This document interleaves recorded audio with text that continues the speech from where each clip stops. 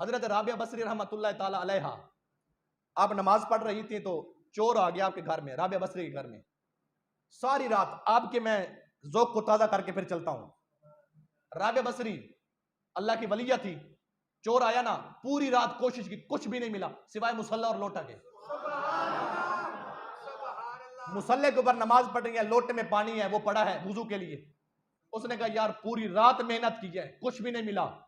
جب ایسے نادم ہو کے جناب والا پریشان ہو کے خالی ہاتھ جب جانے لگا تو حضرت رابعہ بصری محو عبادت تھی، عبادت کر رہی تھی. سلام پھیر کے کہا بیٹا خالی جا رہے ہو؟ کہا بیٹا میرے گھر سے خالی جا رہے ہو؟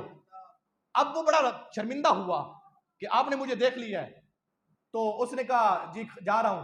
فرمایا ایسا کرو، میں کچھ نہیں کہتی، تھوڑا سا کام کرو گے میری بات مانوں گا.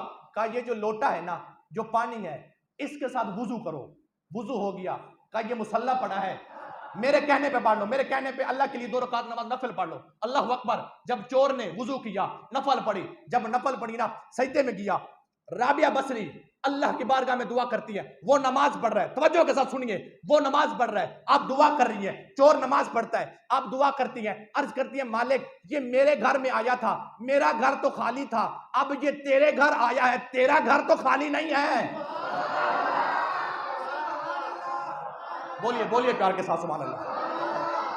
فرمایا میرے گھر میں آیا تھا، میرے گھر میں، میرا گھر تو خالی تھا، اب میں اس کو پکڑ کے تیری دہلیز میں نہیں ہوں، تیرا گھر تو خالی نہیں ہے، کرم کر دے.